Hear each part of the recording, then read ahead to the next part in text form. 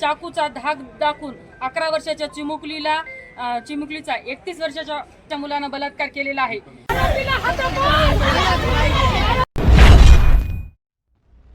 रामनगर तंड्यामध्ये एका 11 वर्षाच्या बंजारा समाजाच्या चिमुकलीवर अन्याय झालेला आहे, बलात्कार झालेला आहे आणि त्या निषेधार्थ इथं संपूर्ण बंजारा समाज एकवटलेला आहे।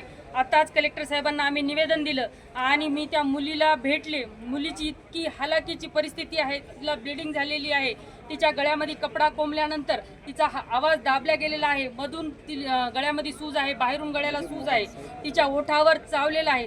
चाकूचा धाक दाखवून 11 वर्षाच्या चिमुकलीचा 31 वर्षाच्या पारधी समाजाच्या मुलानं बलात्कार केलेला आहे।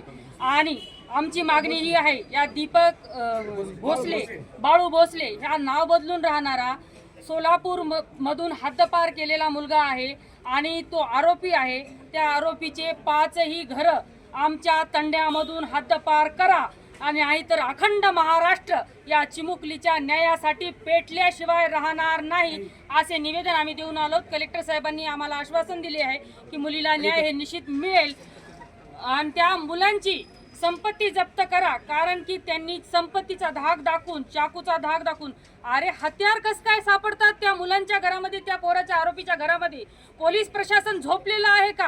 हा प्रश्न मला विचारावा लागेल, कारण सामान्य माणसं, आमच्या घरामध्ये एखादं हत्यार सापडलं तर लगेच कारवाई होती, मग या आरोपीच्या घरामध्ये हत्यार सापडतात, ते हद्दपार आरोपीच्या घरामध्ये हत्यार सापडतात, याची दखल पोलीस प्रशासनानं सुद्धा योग्य घ्यायला पाहिजे आणि आमच्या लेकीला न्याय हा मिळालाच पाहिजे।